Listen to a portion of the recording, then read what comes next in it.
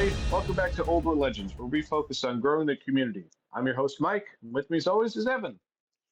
Hello, and now we're going to talk about some canon-y stuff today. That's right. So, again, still working on the house repair, hopefully back in the office soon. But cannons. These have been an ongoing challenge this edition, haven't they been, Evan? Yeah, definitely been an interesting situation, especially because Cathay has come out, and they're another new faction with cannons, and then the Bretonian Exiles have access to cannons. So there's way more cannons in the overall competitive meta. There was a time, I remember, when it was Dwarves and Empire. That was it, right? And who else had a cannon? Yep. Um, Not too many, but but we also even Chaos Demons even have a cannon, right? Um, and there's steam tank cannons, and then there's Cathay cannons, and who else has cannons? Um, the Chaos Dwarves have Ogres cannons, do. right? No, Ogres. Chaos Dwarves actually don't, but Ogres do, yeah. That's right. Chaos Dwarves have the artillery. Yeah, that they're different. But ogres do. Yeah. But anyway, cannons have been a part of this game long before the Old World edition came out, and always been a favorite staple of people. And they've always been one of those very tricky things to get right, both from a rules perspective in terms of the immersion factor of making it feel like a cannon, the rules factor of making it fair and balanced. But they've also been one of the great equalizers, right? And so it's also been very challenging on the balance side because they're usually kind of like there's no problem. What's that Empire quote that from the old book? There's no problem you can't solve with a cannon, right? Yeah. Well, it certainly used to be the case. In particular, if people don't know, in most of the editions of Warhammer Fantasy, a cannonball was multiple wounds D6. And honestly, a cannonball was one of the only things in the entire game that did more than one damage with any kind of a blow. And the D6 is classically a terrible balancing factor because doing one damage with your cannonball feels not great. But on the other hand, doing six damage very often like one-shotted monsters and would make a single cannonball potentially just take down a 700-point star dragon. Um, Yeah, it could cause really feel bad moments on either side with that kind of spread. And so I'd say in some ways they've definitely done better in this edition, with most cannons being D3 plus one. I know the dwarf doesn't get the plus one. They're cheaper, pros and cons. We're not really going into the balance there. We really wanted to focus this episode talking about the mechanics of it and different ways that people are reading the rules or playing the different rules, different people's interpretations of raw rules as written versus rules as intended. And they've even FAQ'd this a few times this edition, and they could have made it clearer, couldn't they have? I think that's the biggest challenge is even with their best intentions, and this isn't specific to cannons, but it is one of those things that is still causes friction in different communities. yeah. Well, just to be clear, I also in old Warhammer Fantasy days, sixth and seventh edition, the canon rules, and this is something that's kind of still sticking around to this day. One of the main things that there was about it was you had to guess the distance. So you didn't pick a spot on the ground with perfect information. You pointed the cannon in a specific direction, and then you said, "I'm going to fire 43 inches away." And then you measured with your tape measure, and then put a marker down and started rolling your dice after that. And this is one of the ways that they made cannons more balanced in the sense that it required you to have some level of guesswork as to how far away it was going to go. Now, it's still, especially back then, it would allow you to fire at places you couldn't see. It allowed you to fire at, and be much more accurate if you were really good at guessing ranges. And that wasn't necessarily fair. And so in 8th edition, and what's continued in Old World, Well, yeah, it you get to just, pick a spot on I the mean, ground. the old and don't get me wrong, the where you when you had to pick the distance, that was definitely more of the beer and pretzel days of the game itself and GW as a whole. And while there was a guess factor, the reality is I played with people who were just so good at it guessing, they could get it every single time. And then it Yeah. also led to a whole bunch of um, either tables. Remember tables back in the day, some of the GW tables, they came in pieces. So it's like they had the six grid pieces of the table, or the table was in half. So there was these, you knew exactly the distance of certain things. And then they started leading to in competitive events way back in other editions where people would start like putting cups on the table or putting rulers down on the side or moving their hand forward. And so there was all sorts of ways to get around knowing the distance of things that people would do in competitive scenes. And so I'm very much a fan of in the old world in all GW games except Necromunda, I believe, is the last one where you do not you can pre-measure all things at all times. It just eliminates that contention. I know some people love that old version, but it just caused so much friction during the game and slowed things down and such. So I'm really, really glad that they've changed it, but they still want the feeling of it, right? And that's something that they kept in Old World, but they've taken away in like 40K. Like templates are still a pretty big deal in Old World, right? Whether it's a cannon through a line attack or a flame template or a small template or a big template, that used to be far more prominent in 40K, but that's almost completely removed from 40K at this point, isn't it? Yeah, no, templates don't exist. But there are Yeah. alternatives that have a very similar endpoint. But it is not nothing to say that having that like verisimilitude to when you read the rule and you play the rule out and you get to watch the little cannonball bounce through the enemy ranks and you get to see how many guys it crosses over, it does introduce an element of verisimilitude that makes the game more engaging and makes it memorable. If potentially leading to the exact same results you could otherwise get by just saying I do d6 hits or whatever. Like there are Correct. other ways to And potentially there's hit the yeah. exactly right. It's that pros and cons, and this is where some of the things where we still love about Old World, it still has that what I like to call the immersion factor, right? Having those templates rolling, acting like a cannonball going through ranks makes it feel more like it. It creates more immersion. Mechanically, though, it is slower and it does cause more friction and confusion. But that's the trade-off we pay for. And again, we want Old World to feel like Old World. It did not feel like 40K, right? Very different game systems. We want it to feel and play differently. So pros and cons. So with the system we have, it's not perfect. Why don't we go through the Yeah. rules as they were written and let's go through the FAQ updates and let's talk about and we're not here to say any one community is right or wrong. We're not here to say if you know what if your group is playing it a certain way and you're enjoying it that way and everyone plays it that way in your local community, great. Go for it. That's awesome. And we're also not here to get into a whole bunch of rules debates with people online. Again, I know there are times where we've, had talked a whole bunch about this is the way we play or this is our interpretation. And there are times where we've said we've been right and we've been wrong about how GWs interpret it. So we're just going to walk you through it and walk you through our thought process, and you can take it or leave it. And that's totally Yeah. cool. All right, so the original rules are you choose a target point on the ground that you have line of sight to. It doesn't have to be a model, it can just be a point on the ground. You put a marker there so you remember. Then you start rolling dice. You roll the artillery dice to see how much farther past that point it will go in a straight line from where the cannon starts. Now, problem number one is, well, do you draw a line through the center of the base that the cannon is based on? Do you draw a line through the cannon itself? Can you draw a line through part of the base that isn't the center? It kind of doesn't specify that necessarily. Now, back in my day, you literally pointed the cannon, like the barrel of the cannon, at something, and then you drew a line from that. I would recommend people probably just do that because that seems to, like, if you're going to go with this whole verisimilitude thing, that's what we're definitely going for. I mean that's one way you can do it, but also just Yeah. to play devil's advocate. In this edition versus previous edition, the flame template. Let's talk about how they've interpreted that in this edition. In previous editions, the flame template was the exact same way, right? It's like where is the mouth of the dragon or the monster or the hand of the wizard? That's where it comes from. That literally is how it was ruled before. But obviously, that creates all sorts of problems because all models and all models on bases are not all equal, are they?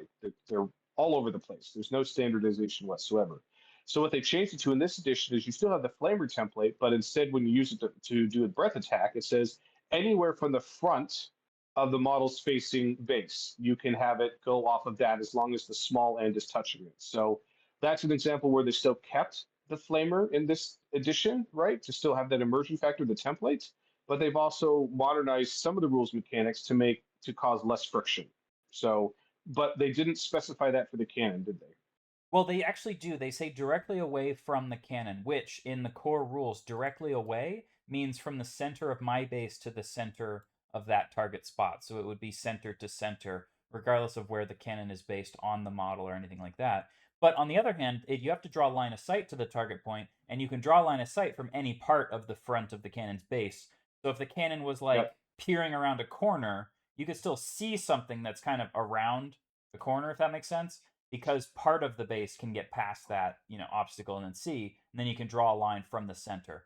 Um, anyway, you also potentially roll a misfire at this point, and this is the dice where if you do roll a misfire, Well, it is a even before that, misfire. Yeah. let's not jump ahead, Evan. There's a couple more things we need to go over even before we get there. Like that's how many layers of how are people really Yeah. playing this, right?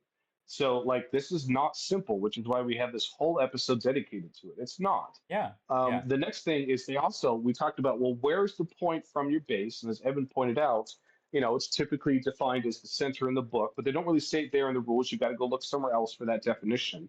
That being Mhm. said, back in the day, remember cannons weren't on bases back in the day, right? Yes. Most of them were just you just had they were abstract. Now I believe they put them all on bases now, which thank goodness. I'm glad they did that. That helps. But now you do have that issue of exactly what Evan said. Well, what if the base of the cannon, it's on the right, it's centered because you're going to put your model in the center of the base, right? But the base can see around the corner of a unit or an impassable, wall or something, and it can see something on the other side. But if you drew from the center of your base to that thing, are you going to let them shoot it or not, right? Because from the center, it would clip through the impassable, so it can't see through the other side. But from the base in the right side, you can see it, right? So even right there, you're going to run into potential friction with your Well, opponent or with your community yeah, based upon and how you're and playing and it. there's several FAQ answers about that specific part of it.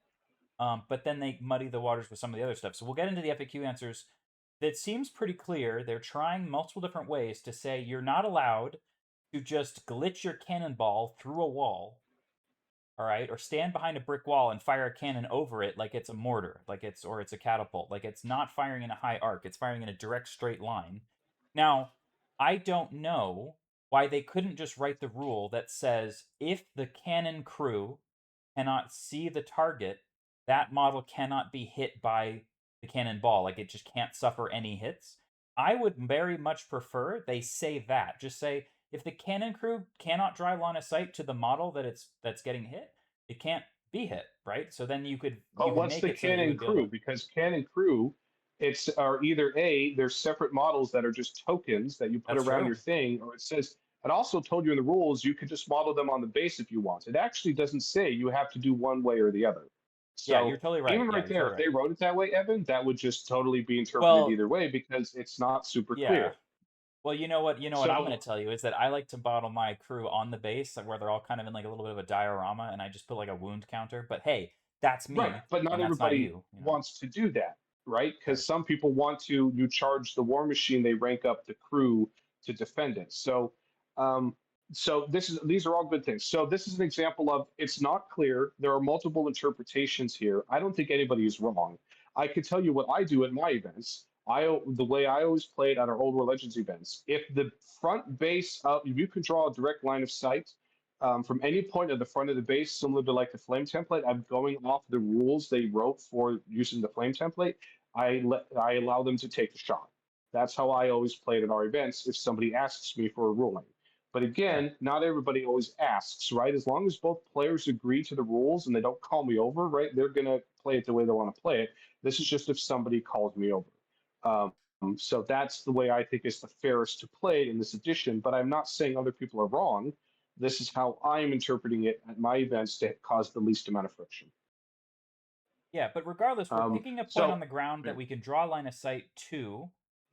And one of the things you pointed out to me, Mike, is actually the rule book only talks about drawing line of sight from one model to another model. And for example, the arboreal gloom rule of the forests say you can draw line of sight from within a forest to a model outside the forest and vice versa. But it doesn't actually say you could draw line of sight to a point on the ground in the forest because line of Oh, sight is right. derived as models seeing other models, not as models seeing points on the ground. So like even just saying line of sight to the ground, you already are making a supposition that this works the same way as it would to a model if it was on that spot.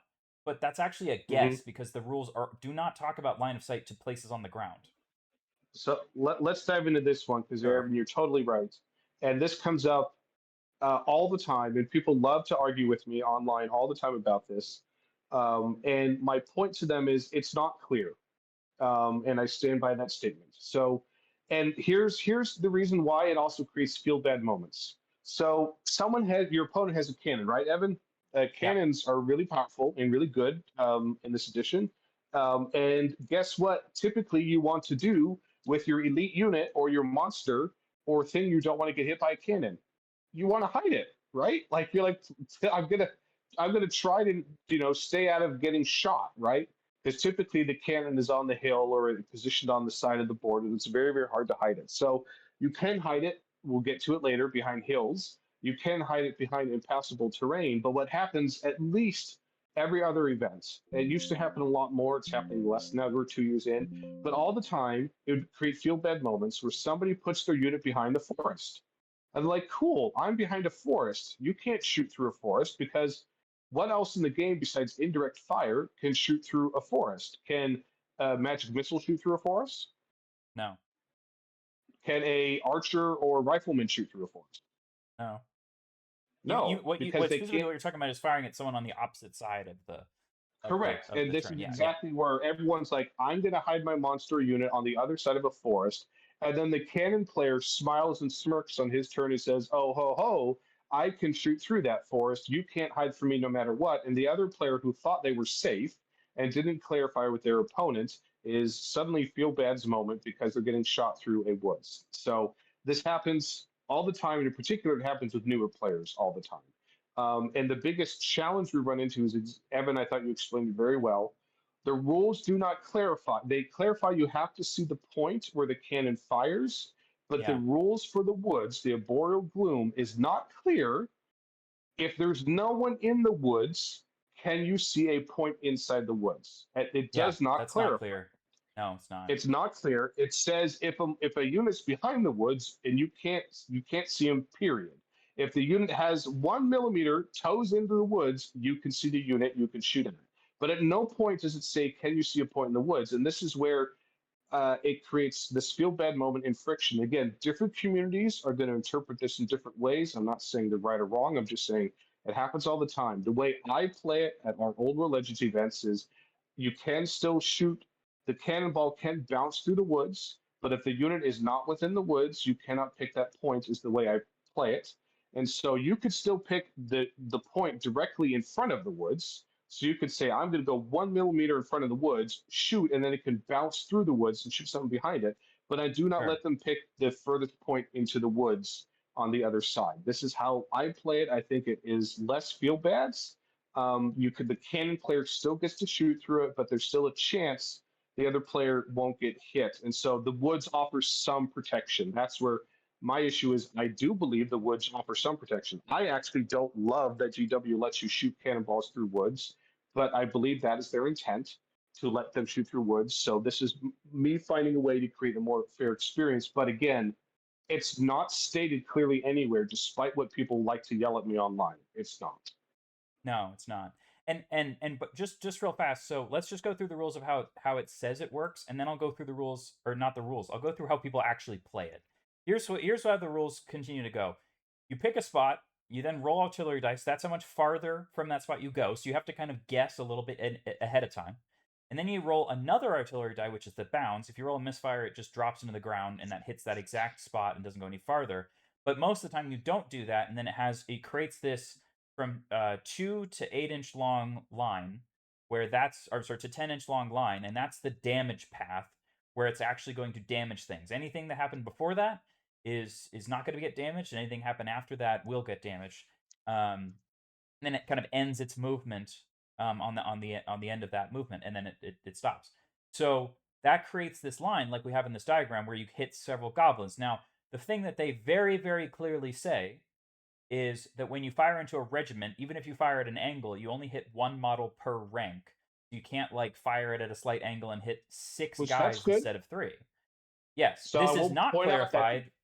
Yeah, this is yeah, not clarified for the draw a line laser spell or the warp lightning cannon, or yeah the Wa magic spell that orcs have, but that that's how just lets we them play zap. it the same way. So I want to at least give GW props here. One Sure. model per rank. That was very good that they specified that. That is great that that is written there. Thank you, GW. That was a good decision. Yeah, and I wish that they had helped also specify, because whether or not it's specified now, it definitely for years was not specified that when you have a draw a line spell, like or the warp lightning cannon, for example, where you just pick a direction and then some number of inches in a straight line get zapped, that it works the same way. And surely it should, because first of all, if you're thinking about it from a balance point of view, you shouldn't be able to just double up the number of hits by going at a slight angle. Because if you don't do it this way, you might see from this diagram that one additional goblin would be hit, but actually you can get up to twice as many. If you go at a 45-degree angle, twice as many models, it would be 2 per rank, would all get hit. And it Yeah, would be and there very are three crazy. wizards in the game that have those spells. Bretonians have one, Orcs have one, and Skaven have one. Yeah. And then there's the gun. Then there's the warp lightning cannon. But yeah. Um, Yeah. but so yeah, the bounce determines the damage, and then there's the crunch rule, which is talking about how the cannonball will enter something that makes it stop dead. Now, this is the rule that has been FAQ'd and made things very, very muddy, because it says, and this is new for Old World, if a cannon strikes a model that's type monstrous creature or behemoth, it stops immediately. No further models are hit. Now, they're going to change the wording on this a little bit, but basically, no more models are hit. So you do hit that model, and then it doesn't go any farther. Now, this was a great boon early on in the game, because what happened in 8th edition Warhammer and in other editions before it is that you'd have this d6 damage cannonball that could go on an absolute wrecking spree through half the other person's army. I've one time took out a Skaven Screaming Bell and a Hell Pit Abomination in one shot with a single cannonball, because they went through both. Talk And about that field wouldn't pads happen for your anymore. opponent. Yeah, and it wouldn't happen anymore with this particular rule. That's a great rule. It also says if it hits impassable terrain or high linear obstacle, which, by the way, no one uses those. These are talking about, like, literally castle walls is the only thing that counts as that. It stops immediately. Okay. So why does this need so many FAQs? That's the question. And one of the reasons is, like we've been talking about already, picking the part on the ground. Where can you pick? Now, is that even addressed in any FAQs of where can you pick on the ground? I'm not necessarily sure it even is. I mean, I was looking for canon in the FAQ, because we're also going to look at some of the old ones. Here's an example. It says it doesn't target enemy models. It targets points on the ground. How does it work with targeting lone characters? So one of the things people thought they could do is, oh, I know. I'm not targeting your general. I'm not targeting your wizard. I'm picking a spot on the ground that just conveniently happens to be right in front of the wizard, right? Well, I think the And three major issues they keep FAQing this edition with yeah, cannons with is the first one is sniping characters. The sure. second one, which they did everything to say you can't snipe, is two, making sure is hills, and then three is that you cannot ever make a shot that could ever hit your own army. Those are the three things they've really focused their FAQ energy on. Yeah, in fact, they've kind of confirmed here, when shooting a cannon, a line of sight is required to the target point, but what about the strike point? So again, target point is the first spot on the ground. That's the blue dot here. And then the red dot is the strike point, right? Where that's where the cannonball begins its bounce. And if you haven't seen the movie The Patriot, where they fire a cannon and it bounces through a whole rank of um, American soldiers and takes off legs and arms and stuff, cannonballs fired at significant velocity will just skip along the ground, like 2-3 feet off the ground, and just absolutely wreck people. And that's what the game is trying to represent here. But what they say specifically is that you don't have to see the strike point. So as long as you see the target spot, you can then bounce it from, let's just say, one side of a wood to, at the very least, the other side, because guess what? You can't Yep. see there, but you can see the Yep. starting point, and then it just bounces through there, and who knows what it'll hit. Here's the and then here's what they changed most recently, and this is why we're making this But also video. not, it could not be woods too. It could be infantry, one unit of infantry, another unit of infantry, right? It Yes, blasts through yes. one and then goes, hits another unit behind it. So it's not specific to woods, just to clarify that for people. Yeah, so another good example of this is, let's say the cannon was trying to target a unit of black orcs and it was hidden behind the goblins. The cannon crew and the cannon itself cannot draw line of sight to the black orcs because they're behind the goblins over here on the right. But what you could do is pick a target point where you can see in front of the goblins, and then allow the cannonball to bounce some number of inches over the goblins' heads and hit whatever happens to be on the other side. And you're like, oh no, Yep. I guess I accidentally hit the unit I really wanted to hit. However, And that was clearly intended. That was intended in the raw rules and intended with the FAQ. right. At least that is our interpretation of their intention based upon Yeah. what they wrote. So, but what do they want to stop you from doing? They want you to stop you from picking a target point on the ground that's on one side of a building. or another impassable object. But building is the easiest example, a building, right? And then they don't want you to roll the artillery dice and bounce and basically overshoot, because there's two movements. There's the overshoot and then the bounce. They don't want you to overshoot past a building and then allow the cannon to then strike point on this other side of a building and then bounce through things that were literally behind a building. They don't want you to do that. Now, frustratingly, this doesn't even necessarily clear up the forest example, which is much more common, and it doesn't. And then a hill is another example of something you couldn't see behind. So, but they're only talking about impassable here. So they're really only talking about the building situation. And here's where they screw themselves up, and they do this a lot. They are trying to express that you don't do a very specific combination of things. Bouncing the cannonball or overshooting the cannonball past a brick wall so that it hits up behind it. But the way they phrase it leads some people to decide, oh, now you're saying something else. And here's what they're saying. Anything that would stop a cannonball from bouncing. See the crunch rule on page 227 that lies between the target and the strike point. The cannonball will hit it and stop. Here's the problem with that wording. There's one particular thing that stops crunch that they probably forgot about. A behemoth or a monstrous creature stops on the crunch. And the crunch in this case, by the way, again, think about how complicated this is. It's very, very complicated in terms of how many different ways we're rephrasing it. Crunch is supposed to be the part between these two red dots where the cannonball is bouncing along the ground, hitting people, and doing damage. This is they're saying, while it's doing that, we're going to hit a monster or a behemoth. It's going to stop immediately. No models behind it are hit. But according to these rules right here, if anything that would stop the cannonball lies between the target point and the strike point, the cannonball stops and then immediately hits it, and then that's it. So in other words, you can pick a target point that's literally on the base of a giant or on the base of a dragon, and then roll the overshoot, and guess what? It'll overshoot 0 inches because it immediately stops, hits the dragon, and now you automatically hit it as long as you can draw line of sights to it. Because you don't have to overshoot, you don't have to bounce. You just literally just pick a spot on the ground, and that thing gets hit by it, right? That's what they're saying, or that's what people think they're Yeah, saying. that's what people are. And again, if your local community decides you want to interpret the rules this way and play it that way, and everyone in your local community agrees, then great. Have fun and play it however you want to play it. From our perspective, that is what we believe is clearly not their intent. This is another classic example, this edition, where they have updated FAQs and have not been careful enough with their wording. This is not the only one, right? There have been multiple others. We've talked about them multiple times. And they have improved one thing, one step forward and two steps back because they were not careful enough about their wording. And that leaves room open for interpretation. And I totally understand that people who are interpreting it that way, but I believe the people who are interpreting it that way are not doing it because they believe that's what GW is intending. Either A, they're just reading it raw, or B, they have lots of cannons in their army and they're trying to take advantage of the situation. So, but again, if your community wants to play it that way, have fun. We will not certainly not play that in our community. We would encourage other communities to not interpret it that way, despite what people on Reddit or the internet might say. We believe they were trying to solve the hill issue, which we'll dive more into that with this latest update.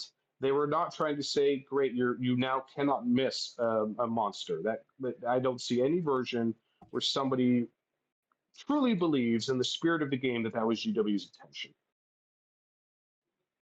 The problem is, how are we supposed to use their FAQs alone, play the game, and know how the game's supposed to work if they do leave those dangling modifiers, like an Oxford comma, or the lack of an Oxford comma in their phrasing. Now, here's what it should say: a cannon doesn't require line of sight to the strike point. You cannot use the high result on the overshoot artillery dice to glitch a cannonball on the other side of impassable terrain. That's what it should say, and that's what they're trying to say. That's what they've stepped on their toes a little bit here about. And if this was 40K, a game that has unironically 500 times as many players as the old world, right? this would be fixed a week later. Okay. Well, first of all, this Yeah, would be well, it should say previewed in impassable some. terrain or a hill. It should say it clarify both. Um. Well, that's funny because there's other things that talk about bouncing cannonballs to the other side of hills, which is why, by the way, I really kind of just wish it was. Guess what? If you can't see the damn unit, you can't hit the damn unit, and then we wouldn't have this problem where cannons are the only thing in the game that can snipe or try to snipe things that every other rule in the game says you're not allowed to shoot at this thing. You can't cast a magic missile at a character that's 3 inches away from a unit that he's standing next to, right? But you can try to fire a cannon at it. You can't shoot arrows at a unit that's behind a hill or behind a forest, but you can try to bounce a cannonball over it, right? And they keep it's just so frustrating because they wrote the rules for shooting so well in every other case, and this one case just tries to break the rules so much because they choose a different way to put it. Because guess what? Everywhere in these rules, they very specifically say you don't target a unit, right? And guess what? That's not how people actually play the cannon at all. Here's how someone plays a cannon. I'm going to fire my cannon at your giant. Place this target marker 10 inches from the back of your base. Now I'm going to roll my dice. You ready to go? Yeah, I'm ready to go. I'll place it right here. In fact, we don't even place a marker because what's the point? I know exactly where you're going to roll. And if you roll a 3 on the dice, or you can't roll a 3 on an artillery dice, that'd be pretty impressive. All right, you roll a 4 on the dice, we can then just measure 6 back from the reverse end of the base, right? Or whatever, Yep. and then go from there. And why does everyone always pick from the back of the base, Evan? Why is that the thing that they do? 10 is just the mathematical optimal for trying to hit at least one spot on. Usually, it's going to be a monster, right? And it doesn't matter how Yep. much of the base you bounce through. It just matters Yep. that your cannonball point ended on the base at some point. And when you have a And it's the hundred same. by That's right. 100 by And 150 it's the same millimeter for units base, as it's almost well. The impossible to miss. mathematically, the best, without a question, the best odds of hitting your target with the artillery dice is 10 inches from the back of its base, no matter what it is. And if you're shooting at a unit, it's still the same thing. You say 10 inches from the back of the model's base in the back of the unit. And then that's the point where you target. You actually don't pick a point, you just say off of that, because mathematically that's the best thing. There is no reason to pick anything else, which is also removes the whole picking a point on the table. You actually don't pick a point at the table because there's actually no reason to, and nobody actually does that anymore. They just do this because this is the best way to do it. And it doesn't matter that you technically can't see the model in the back of a unit because the models in front block him. You're not picking that as your target. You're just picking 10 inches in front of him from the back of the base, which is in front of the unit, which you can see. So I'm actually really sad that this is what it's turned into because there really is no picking a point. Even though they act like there is picking a point, there's really not, because mathematically there's no reason to do anything but this every single time. And this is what every single person who has a cannon does. So the average you'll roll an artillery dice would be 5 inches, except for that misfires are actually going to be 0, and misfires take the place of the 6 on a d6, basically, right? And so the average that you're going to roll on the artillery dice is a 4.5 inches, which means that it'll overshoot on average 4.5 inches, and then you'll bounce 4.5 inches, meaning that your target trajectory will be kind of in a 9 inches farther from your strike point on average. And then when you circle back to, well, you can't actually roll a 9 because these are only even numbers. You then get to, like, okay, if it goes 2 and then 6, or if it goes 4 and then 4, then you'll have a very likely chance of hitting a very large base, no matter what the first dice and the second dice roll, unless if the first dice and the second dice are both like a 2, or if either of the dice is a misfire. If neither of those happen, you hit, right? In other words, it's very similar to Even if if you it just was a rolled small two base, dice. even if it was a 25 by 25 millimeter, if you go 10 inches off the back of his model, right? Yeah, Okay, cool. Even if you roll a 10, guess what? You still hit his model, right? And if you roll yeah, you anything less than 10 besides blowing up, you're in front of him, and then you're likely going to bounce and still hit it. Yeah, you really want to not have it be that your overshoot with the first dice is it has a chance of going past the target. You want the overshoot to almost be like a 2 up, because the only one you don't want to roll on the d6 is the misfire. And as long as you don't roll a misfire, you're Right. still in the game for the second roll.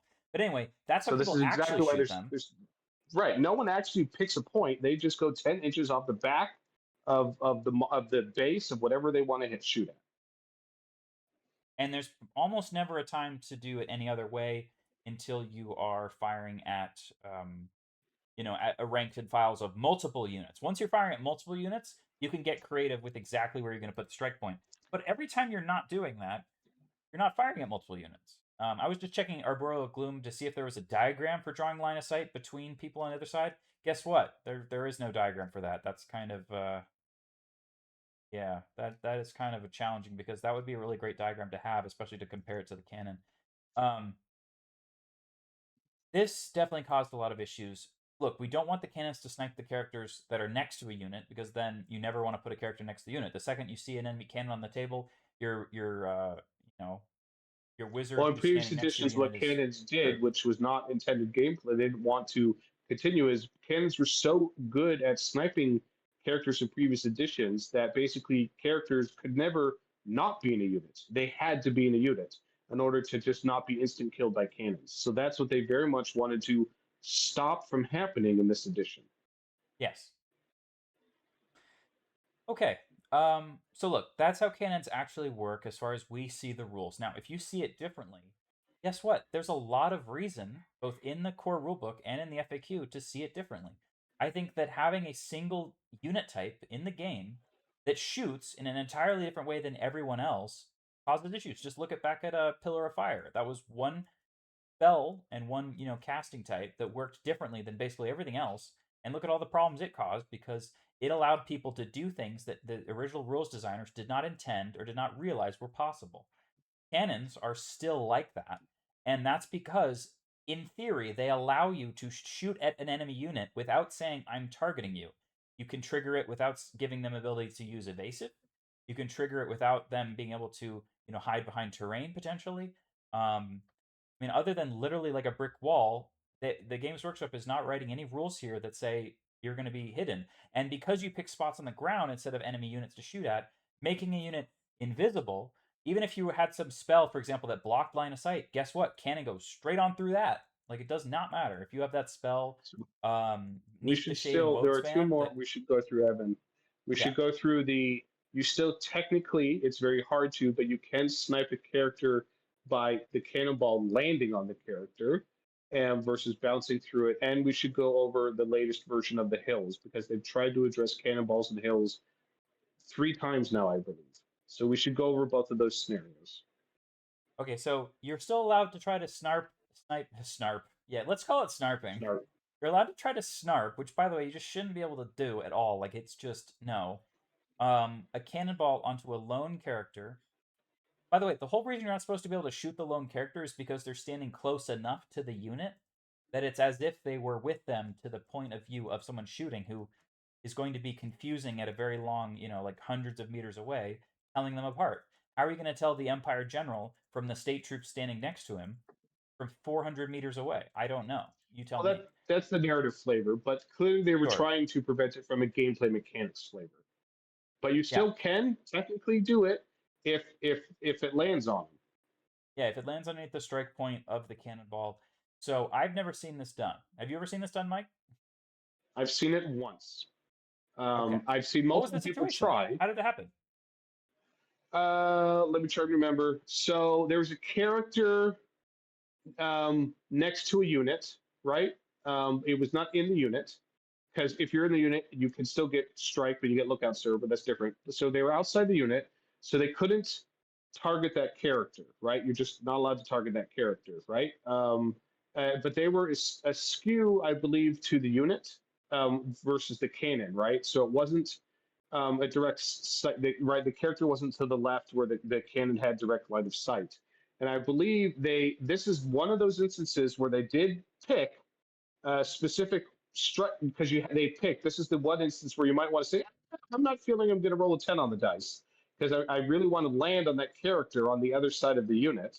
I'm going to pick a 6 or something inches away. But again, you couldn't pick, they had to pick a point where they could see. And so they had to pick in front of the unit, but it was still effectively like 6 inches from the back of that character's base. They're not technically targeting that character. They're targeting a point that was in front of the other unit, and the character was to the side of that unit. And then if you roll on that die, you're not your target point, but you rolled a 6 or whatever. And I don't know if that was the exact number. I don't remember. But then the strike distance of where it landed actually landed over the unit and landed on the character. And it actually did hit him. That is Yeah. very, very hard to do, but it's still totally possible. Well, basically, it's a 1 in 6 chance because you're going to pick a strike point that's either 2, 4, 6, 8, or 10 inches from the model you're shooting at. Yep. That strike point, basically, you have to roll the number on the dice you're putting away. It doesn't matter whether it's 2 inches away or 10 inches away. You just have to roll the number you're away that you're putting because there is no bounce. It's just now. It's in other words like you're hitting on a 6+, right? Right. With But one they put shot. in the FAQs, did you find it where it's Evan, where they talked about if it had landed short and had bounced through the unit, the character on the other Yes. side's not going to get hit. Yeah, that's right. That's the one we're looking at right here. In the spirit of, by the way, we talk about the spirit of the game all the time. Therefore, in the spirit of this rule, unless they are the closest target to the cannon, the enemy character that's within 3 inches of a friendly unit, with that as 5 or more models of the same troop type, cannot be struck by a cannonball, even if their base lies directly under the path of the bouncing cannonball. However, if a lone character's base lies directly underneath the strike point, they're hit. So that's where it's putting it right here. I don't know how many people have even attempted that, but it is basically a 1 in 6 to hit. 1 in 6. Yeah. Which, So by the way, that's still cannons are possible, normally just to much more clarify likely that. to hit than that, right? One of the reasons why cannons are so Correct. problematic is because they're accurate as hell. They're the most Okay. accurate artillery in the game. Yeah. What do you The think? second What do you most think the hit accurate chance artillery in the is? game is the Doom Diver. Sure, but what do you think the hit chance is off the top of your head of a cannonball being fired at, let's say, 30 inches away at a giant who's on a 60 by 100 millimeter base who's facing directly towards the cannon crew that's shooting at them? What percent chance do you think it is that they hit it? I mean, they can only miss if they roll a misfire, basically. Yeah, so Right? something like 80. If it was a 2+ to hit and a 1 would be misfire, that would be 86%. So it can't be better than 86 because there's literally a misfire is possible. So it And has to that's be less than basically what it is. 86. Yeah. That's how accurate it is.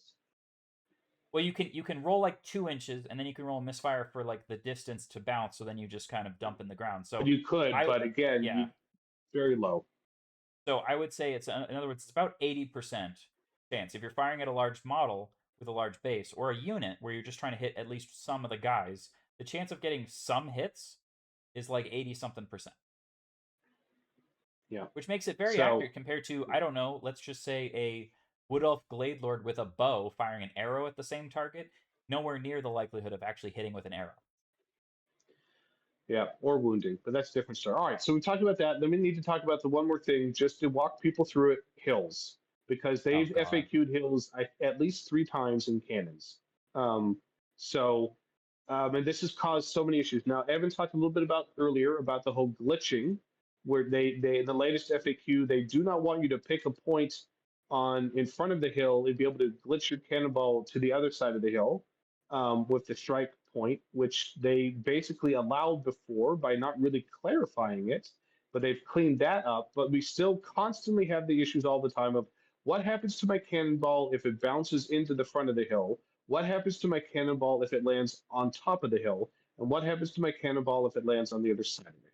This comes up pretty much without fail every single event. Yep.